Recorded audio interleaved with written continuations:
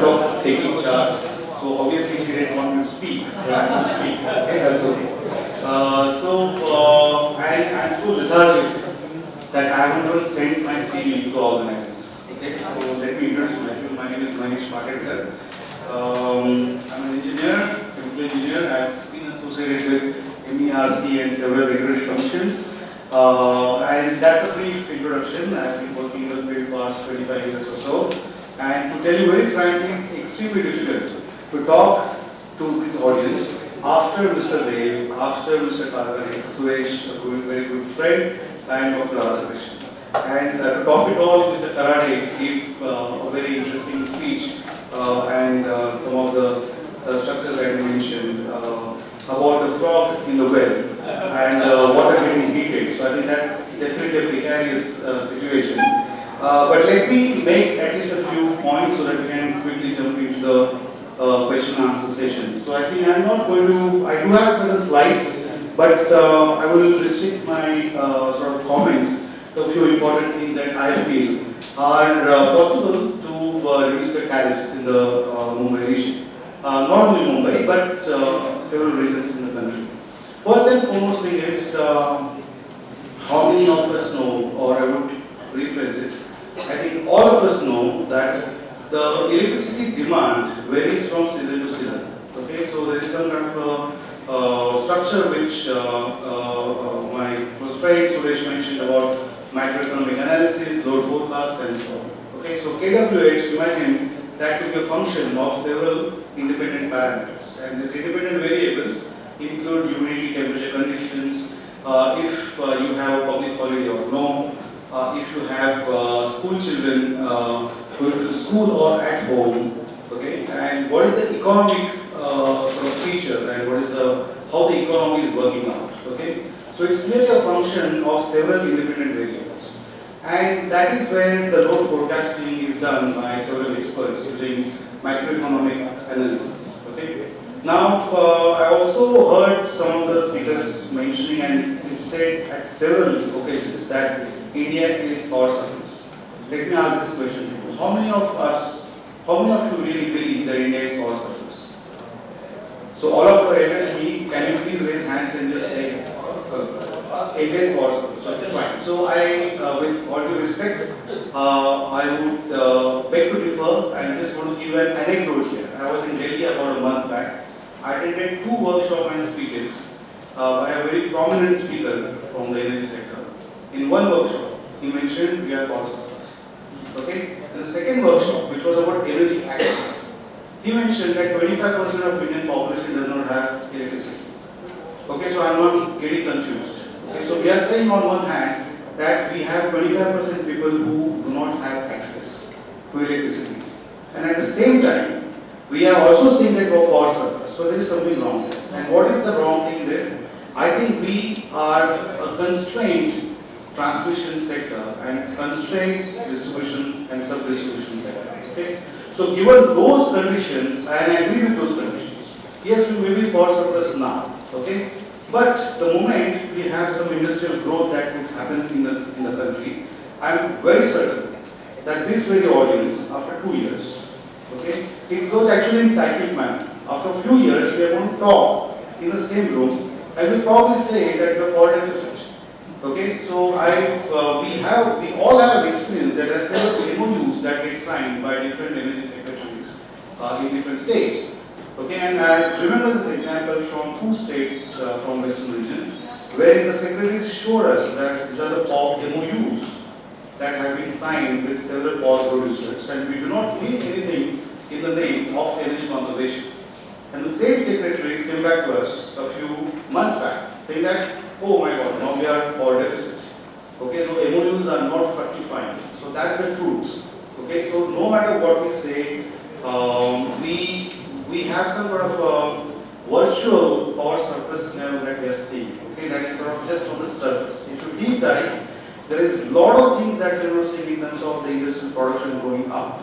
Okay, the energy being made available, which is the universal service obligation of all the distribution licenses. Okay, if you just go about 100 kilometers away from Mumbai, you will notice that the electricity is not reaching those villages. Okay, and we are enjoying good electricity, right? So that's one limited point which I am making, and I am sure this might turn out to be a little controversial compared to the current sort of thought that we have also. That's the first situation. Second situation is, as I mentioned, KWH is a function of several independent variables. The load shape of Mumbai city yesterday talked about, added up to something like 2,900 megawatts, which is supplied by VST, Tata Power and Reliance. Load shape of 23rd December, and that's what actually I have on the slides, talked about something like 20% less than that. Okay, now imagine a utility which is required to supply electricity no matter what is the load shape and what is the demand of electricity. Okay, me as a utility, I am required to fulfill my obligation to serve to the public. So I need to buy power for the worst case scenarios, and that's where the tariffs, in my strong opinion, start going up. Because I need to first retire either in the long term or short term or bilateral or on exchange purchase electricity that I can buy, okay, and I can supply, okay. So what happens is essentially we have larger ties that happen between the power producers and the distribution licensee, and I am preparing myself for worst case scenario, and the Electricity Act, tariff policy and energy policy require the utilities to pass on the fixed costs to fixed cost to the consumers. Okay, what is the fixed cost that I am experiencing? And I think Suresh mentioned in his presentation that the plants are backing down. When they are backing down, whatever is that fixed cost that is being incurred by the utilities actually is passed on to all of us as consumers. Okay, so and of course the electricity tariff policy requires plus or minus 20% as a cost subsidy. Okay, so you cannot have more than 20% arbitrage between subsidizing and the subsidized consumer base. So I think a lot of engineers, all of us engineers, we use something called the load duration curve. So in short, the utilities need to prepare themselves for that 20% peak demand. Okay, and then when they time for that 20% peak demand, it actually sort of comes as a part of the tariff shock for the consumers. Now, the consumers, we are actually looking at a situation where we have utilities, we have consumers. Okay? Conventionally, all the electricity licensees have been looking at only up to the customer side of the meter. Okay? And we are not used to look at customer or on the consumer side of the meter. Now, I am going to sort of hypothesize here. What if we start as a utility looking at all the consumers as something called as prosumers? And prosumers is a term that I use, which is basically producers and the consumers working together. Okay? So what I want to emphasize here is we have never looked at the consumers themselves who are actually paying higher tariffs to the distribution licensees as also acting as generators or prosumers. Is it possible? It's definitely possible, and I'm not referring to any kind of net metering or solar PV and the rooftops and so on. I'm talking about load flattening objectives. So what is the best case scenario for any utility? The load shape is flat.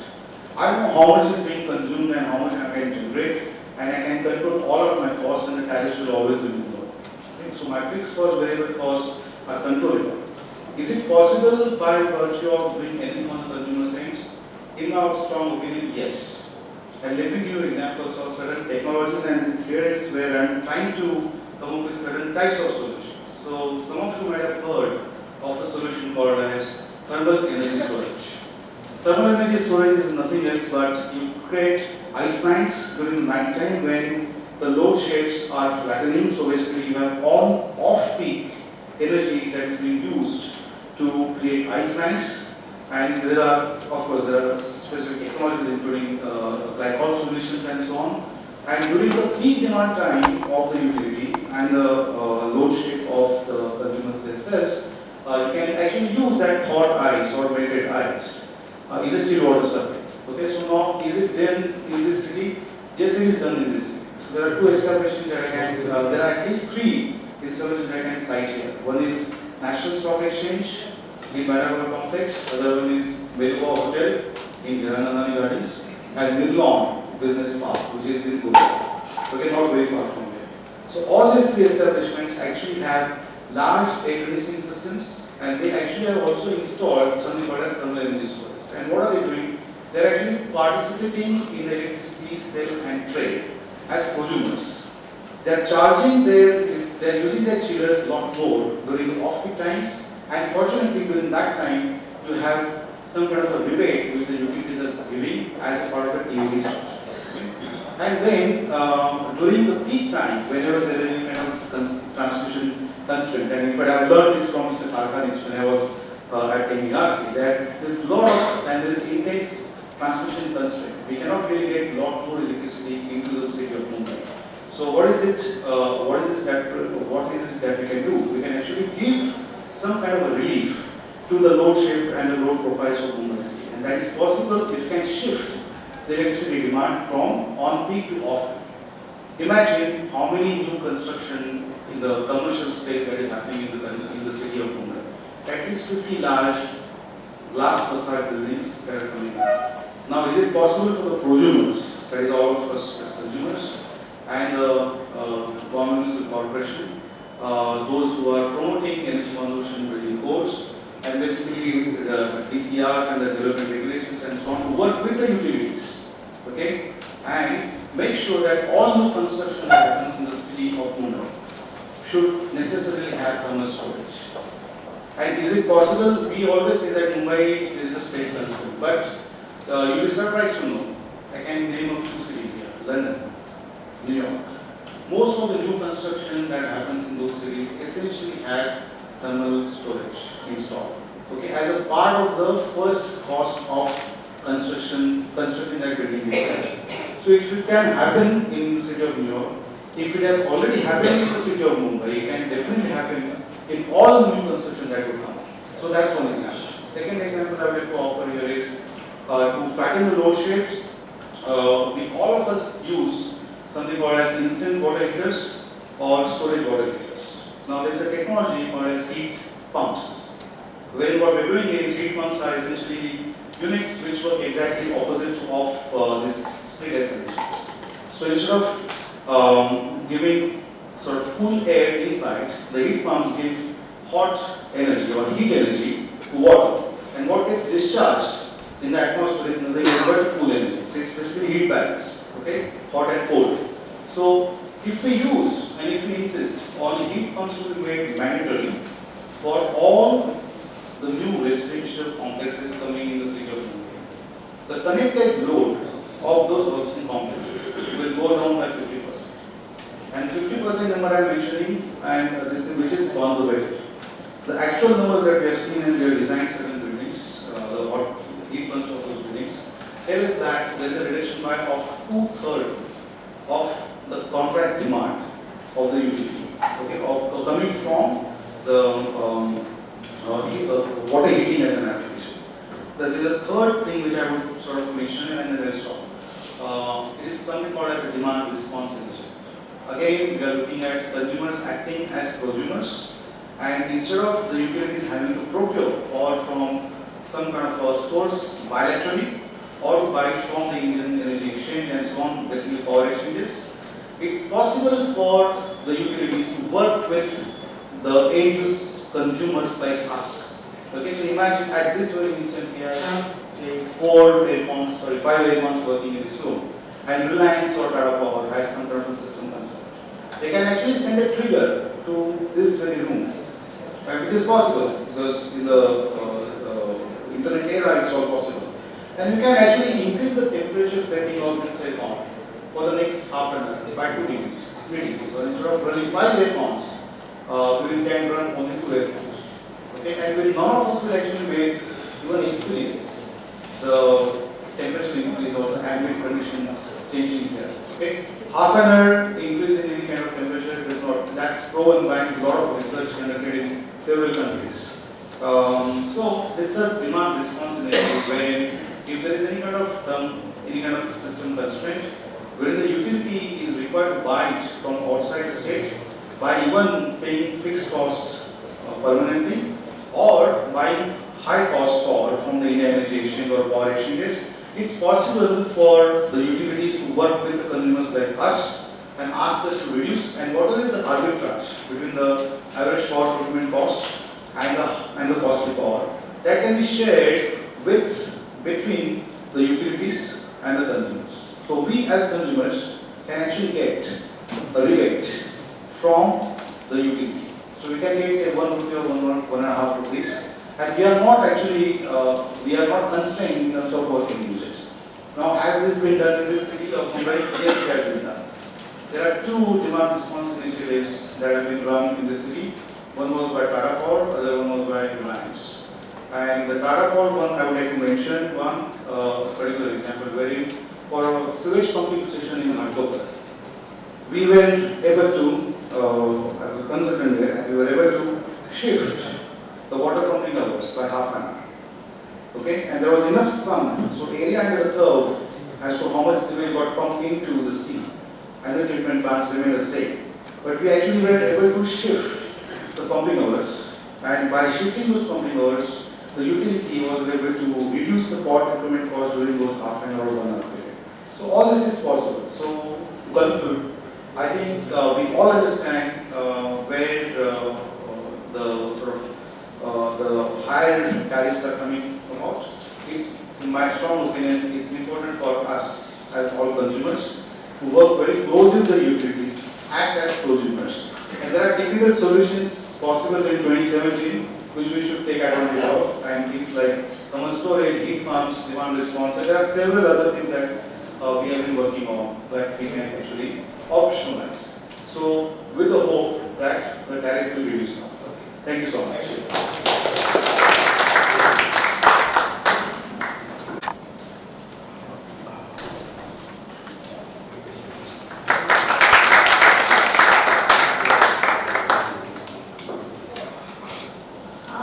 Mr. Patankar sir, sorry for the mistake. No. Now I would like to invite all the speakers to the come on stage for the question and answer session. And also I would like to request Mr. Jayendra Dev for giving concluding remark after the session.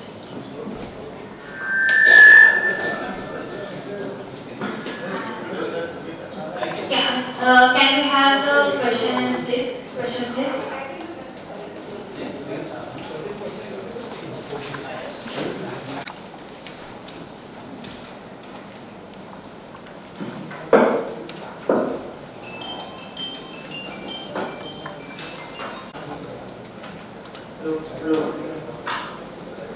We have received 3 questions, so we'll start doing answers 3.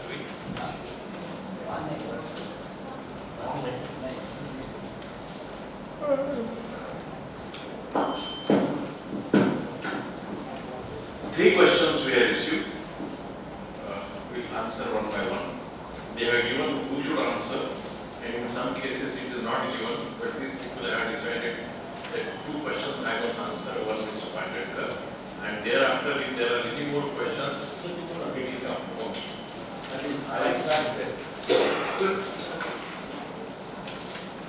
This is from Ashok Data, this question. What he is asking, what is the status of net metering, and will catch on what is to take, have the healthy manner to integrate this. This is one question.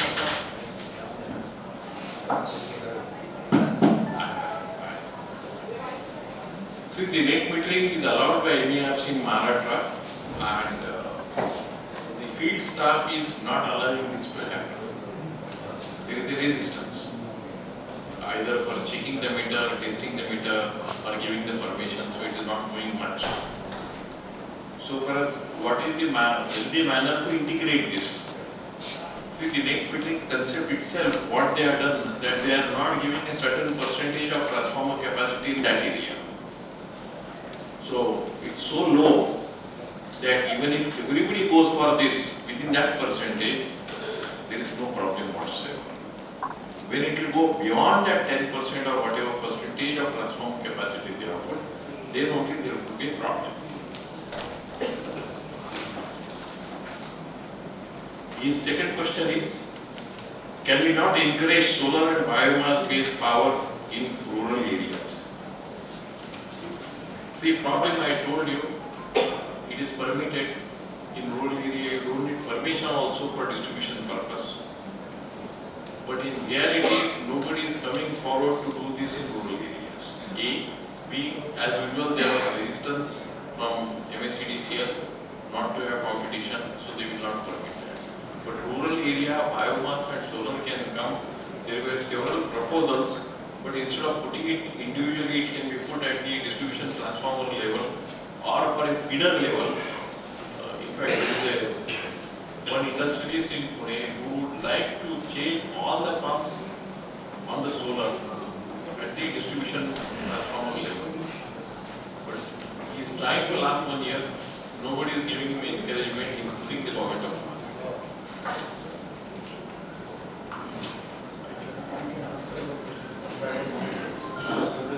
Okay, so there are a few questions here. One is from Mr. B.R. Shah.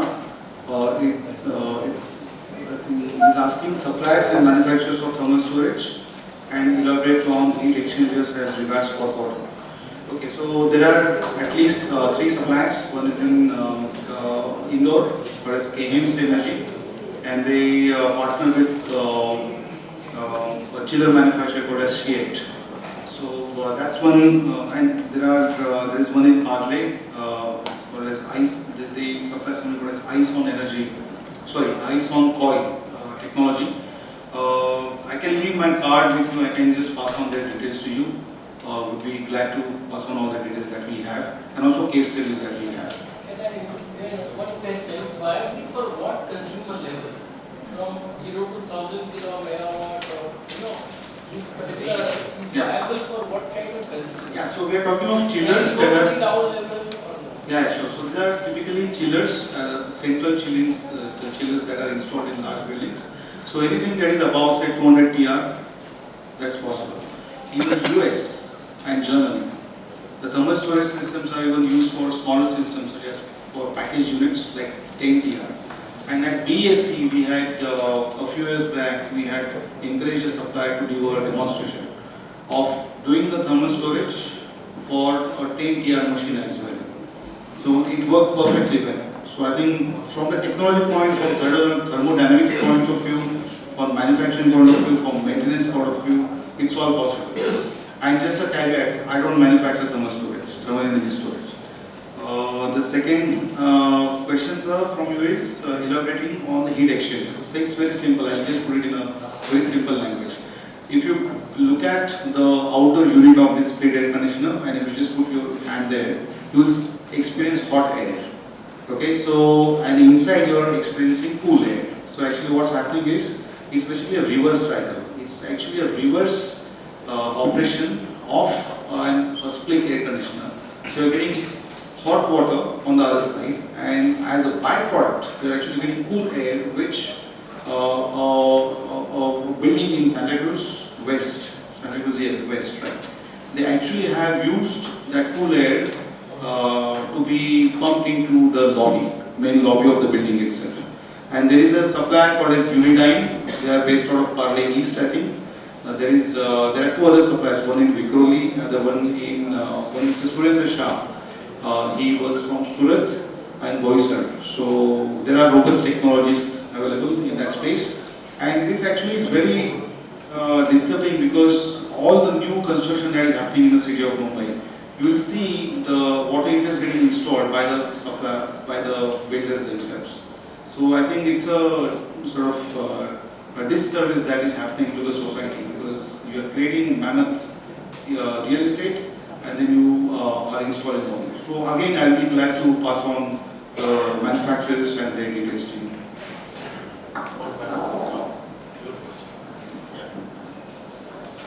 Yeah, Archana Lakhe. She asked me 2 questions. How to achieve one price of electricity for Mumbai as compared to the other parts of the India, where we do not have a single interruptions. Why we are deprived of NTPC power? Basically, NTPC power, the central power is given to the state. and all the power, all the states again distribute, because most of the states have got only one or two own distribution licenses, except Maharashtra, Gujarat and Calcutta, West Bengal. So even West Bengal does not have a central power share to that CSC. Torrent does not take central power from Gujarat. So the same thing is implemented over here. So they are depriving NTPC power to the state of Mumbai city. We are raising up that question. But there is any formula which has been put that we should be deprived of the NTPC power? No, absolutely, it's only guidelines. After Padge, such a big line which is going to China, no, nothing like that. and all, then we are deprived of. We are basically, what is happening, like initially when that central share was allocated, we were having a surplus power in Bombay. Yeah, We were having, and we were having a cheaper power also. Because I remember in 98, 99, Tata and earlier BSS power was cheaper than most of the state power. Tata power was cheaper. We were Yeah. changing our meters from Reliance Yes. to Tata, but the things are now both are equal. No, I'm not talking about today. Today cost is I still am feeling the same feeling. I told you that the central power, the Tata power is one of the costliest power in thermal So power. that is why I asked my question: why we are deprived with the No, we have already taken up the matter. We have, in fact, I am already attached to some association, and we have already written one letter to the governor as well as to the Ministry of Power. You don't deprive that, and even Reliance has supported that. If they can, even they will get the power at a cheaper. They can give us in the Yes. cheapest. And as regarding to one price, one power, Yeah. one theme, that theory is a new theory for this thing, and it's only a brainchild of some few people. So we cannot compare, like some speakers have given that this the other prices are same, and railway tickets are same, these tickets are same, and Why not? I am talking why not? Why not? See, I am talking that even if just listen to this argument. Yeah. Because cost of supply or cost of power all across the country is in the bandwidth of 5 rupees plus minus 30-40 pice. Okay, not more than that. But cost of the supply of the power from Reliance and next door 100 kilometers Dadra Nagar Haveli is a 4 times higher. 4 times higher. I always say that AC does not cool me. It gives me my blood at a very high thing, because they are using 3 rupees and 12 rupees for cooling of the same AC. So what my contention and what my argument was there, we have about 20 crore consumers of the residential consumer all across the country. Consumption of residential power is not 1000 or 2000, it is 183 unit. And with the LED and other things are coming down, you are already reducing the consumption per capita consumption of residential consumer. So at least make that power all across the country. You require a small changes in the legislations, because a concurrent list and all those things, or national distribution company, everybody can become a subsidy. But those ideas should start emanating, because we can today we are paying 12 rupees. Tomorrow if it is again increasing 15 rupees, we will again go to the roads and all. What is happening like? Actually, according to my scenario is that because being in Mumbai, we require power every minute. We cannot Everyone deprive of. So you take the cost of that, na? You take the additional security cost. Additional security. You are islanding system. You are already been islanded. You take the security cost. You leave Mumbai, go 100 kilometers apart. You are not having that every minute power over there. There are power shortage. Here we are having big buildings. But you go to Gujarat, you go to Ahmedabad, it doesn't have any load sheddings. You go to Hyderabad, even Secunderabad does not have a load sheddings. So you go to Pune also. You don't have, nowadays. Load shedding. Earlier there were 5 hours, now they are half an hour. But it is not continuous and you can trust. Let's have that, you just go through my paper. Let the thought process start doing it. And in fact, I have already given to the Minister of Power. Mr. Bill, I have personally handed over this paper. Let's start working on it. No, if it would be there, then definitely we are the person who will be Yes, benefiting. we'll have to, yeah.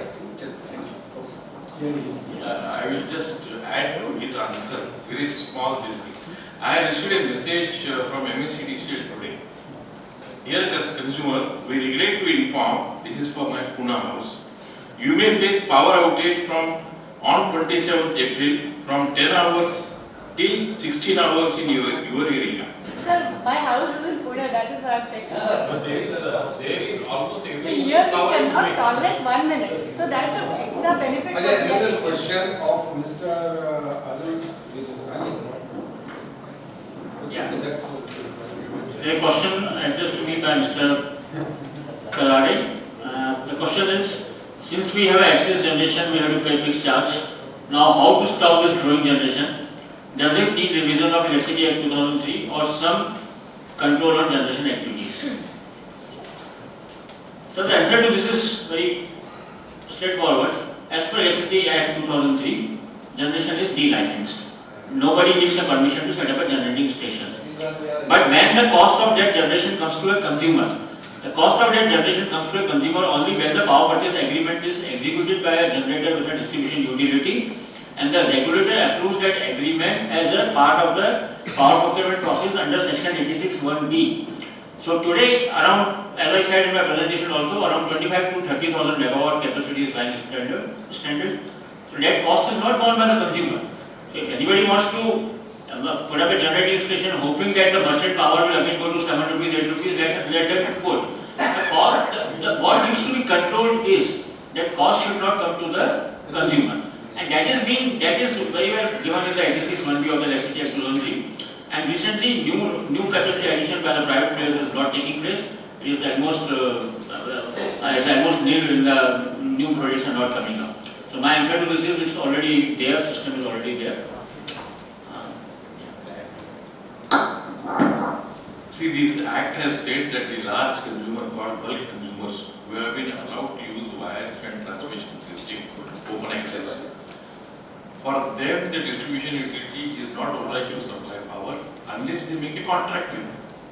So they should not have engaged themselves into larger PPAs. Maharashtra has got 9,000 megawatts of excess power, for which all of us are paying more than 1 rupee per unit as a fixed charge. Not only those who are going out, we are also. So the Act has provided something, but it is not implemented. And there is a reason, there is a need to implement that Act, that they are not obliged to supply so long as they don't make the contract. Sir, I think captive generation plants are there because of this act. Captive generation plants. Captive generation plants are allowed to use their power for themselves and half the power they can sell. Yeah, but before 2003 it was not there. Before 2003, if you were to read a book on cycle animal, Yeah. then it would have been illegal. Yeah, it was illegal, and after that it was legalized after 2003 Act only, Electricity Act. new capital scheme and all. Okay, this question is from Mr. Gupte. How can a licensee levy wheeling charges in their area? Now, I have seen this question coming from many people. Like so the wheeling charge, what is wheeling charge is not clear to people. Now, any distribution utility, it has got a supply ARR and the wires ARR. They have to, as per Act, they have to separate their activities into supply activity and the wires activity. And the wheeling charge pertains to the cost of wires.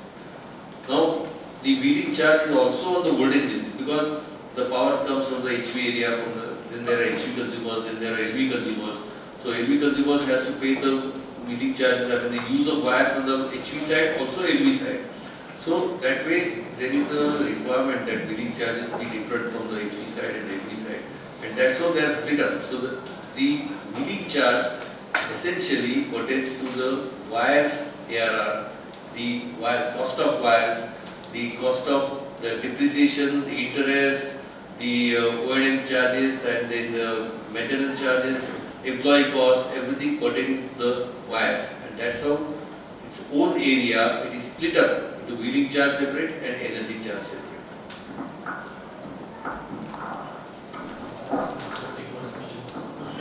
Okay, so there are two questions from Mr. Anil Milashi about MCGM making the way MCGM has made rainwater harvesting compulsory. Can they not make thermal storage and gas geysers and green buildings and heat pumps compulsory? I think yes, they should. So BMC and MMRT both came up with draft regulations. And from the energy side, because I'm a broken record, we gave something like 5 pages of suggestions to both these institutions to adopt some of this, and some of the early answers that I got from them says that that is not in their jurisdiction.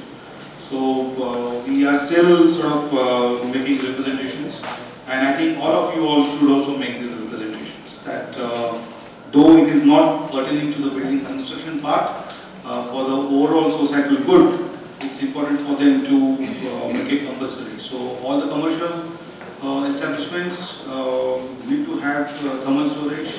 Large housing complexes should have gas water heaters or heat pumps and so on, and also green buildings. And again, just one quick important point on green buildings. One can say that this building is say platinum rated. We hear platinum, silver, gold rated buildings. But it doesn't really mean that those are being operated as such. So there is some kind of a design intent and there is some kind of actual. So I think I'll stop here. There is just one question on disruptive technologies on Tesla wireless systems. Yeah. You see, our time is getting over. This is 6 o'clock now. And as per the procedures of Rajya Sabha, and they stop. They say that 1 o'clock is the time, and President he goes out of the Rajya Sabha. I am not doing that way. Now the question is, whatever questions are left out here, we will reply by email.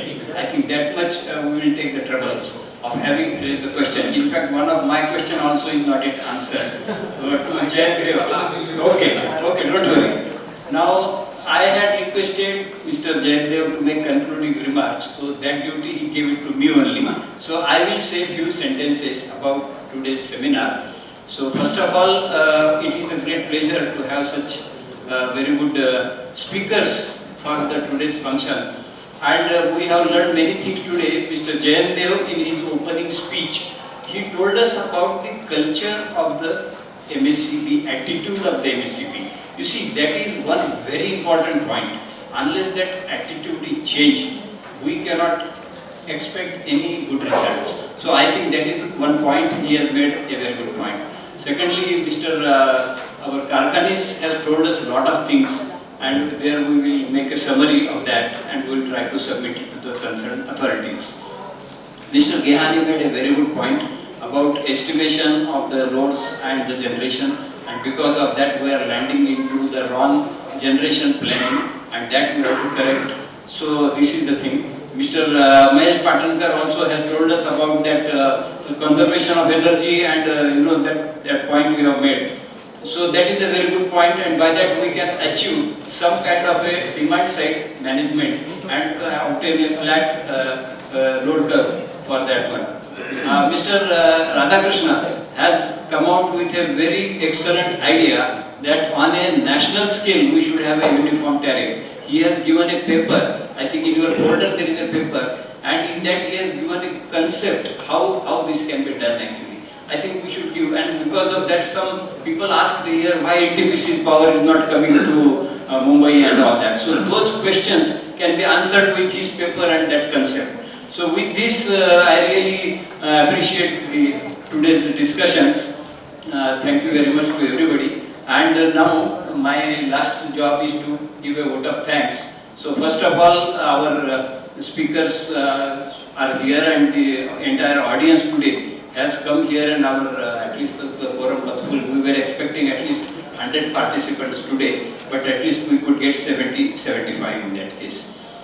First of all, I appreciate the role of Mr. Badrinath Pimple, because when I talked to him first, And I told him that Sardar Patel Engineering College I had gone once, but I did not get much response about arranging lectures and all that. So he said, no, now you come to me, we will do everything. And accordingly he has done that. So this is the first idea with the Sardar Patel Engineering College. So in future also, if you tell us, we can organize some of the seminars on this basis with different subjects like that. I appreciate the interest of all the participants. Mr. Ashok Datar also, I am very happy that he is here and he has raised some two good questions also.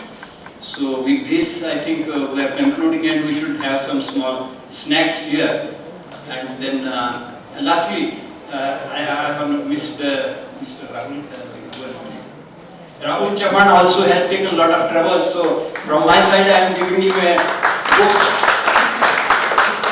Actually, this is a book written by my son, and this is the experience of his USA on this one. You can read that. And also to Niharika for her role of.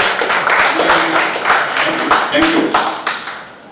Okay, thanks to all, and we will go for that snacks. Rahul?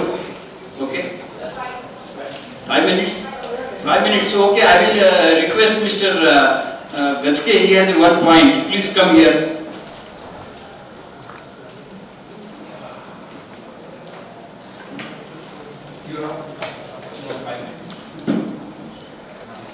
We all have heard relevant speakers who have given very many suggestions for reducing the tariff which all of us are facing, and it is eroding our pockets.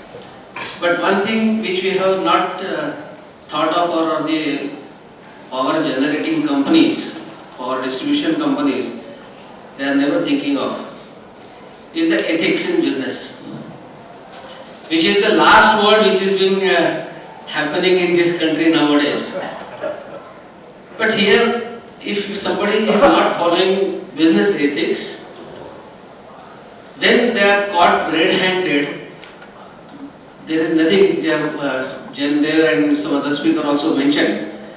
Even Mr. Radhakrishna mentioned that Tata Power is having some problems. The coal which they are importing, it is at a very high cost. Coal is one thing, but another thing, the transportation of coal in Tata Power from their jetty to the Tata thermal station at Trombay, they are charging 500 rupees per ton for just for 2 or 3 kilometers. Whereas MSEDCL, they are transporting from JNPT to Eclair and Nasik at 500 rupees. Same. The lead is of more than about 200 kilometers, and here it is only 2 kilometers. And MERC did not do anything on this issue. So somebody, some watchdog person, he went to the High Court, he put a public interest litigation.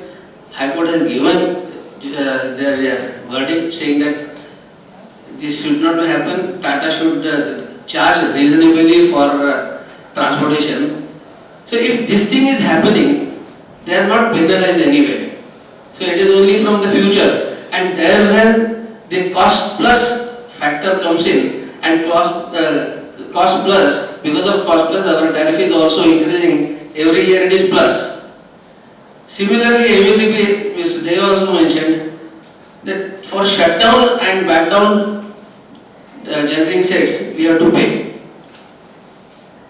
If we have to back down, is it not a duty of this people who are handling that business to curtail the cost? How to curtail the cost? Because they know once for all, the MERC is only acting upon the in ARR cost plus basis. What is my expenditure? How to reduce the expenditure, and if I don't reduce, you will be penalized and not given any rise next year. This threat is not there to anyone, and that is the reason why this business is thriving, and every year our pockets are being owed more and more. Thank you.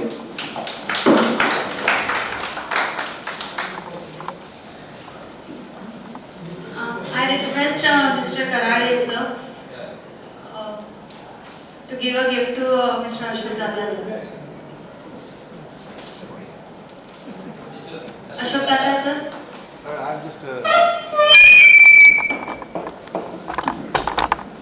When I came in the morning, I thought that I should give 2 small gifts to the people who will ask questions. So first book I want to give it to Mr. Ashok Tata for raising a good question. This is what Archana from NMIMS, please come here. For raising the question and making it lively to be here. Thank you. Thank you. Thank you. Since there is a time, I would like to make one point, bring it to everybody's attention. We heard few of the speakers mention this is a cost plus method of fixing tariff, and that is the bane of the situation. Now, all consultants are sitting here, NGOs are there. It is our duty to work out an alternative to this cost plus model and press to the government, bring it to the letters, write articles in the newspapers, and if somebody can go to the court also, because this cost plus model is really killing us. So let us come out with the alternative. It is the duty of all of us who are present. Thank you. Thank you. Can I make one point? Yes. I have a suggestion for Urja Prabodhan Kendra. You have got good experts. You got also affiliation with this college also. We can take up one small point for MERC and Maharashtra as to how we have landed into 9,000 megawatts excess PPAs. There was one cut-off date after which the Act says that all the power purchase agreements will be done on competitive basis. So before that cut-off date, MSCDCL has gone very heavily and through MOU route made several PPAs. And MERC has not allowed them.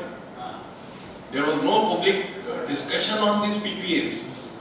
So what you can do, get all the orders of MERC for accepting all these PPAs after 2010 and analyze whether there was a public debate.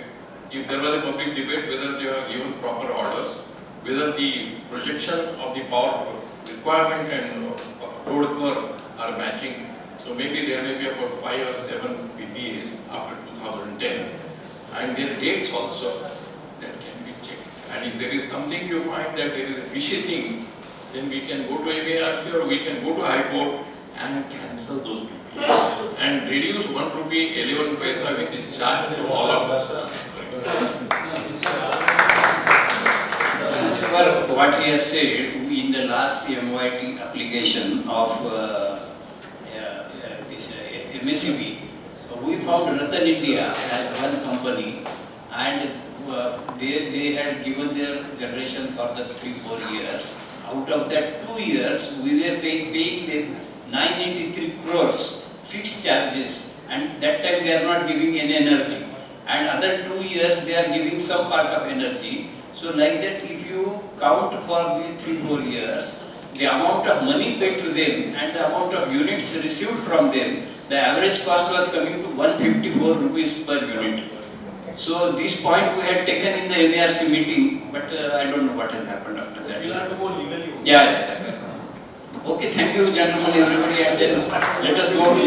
Okay.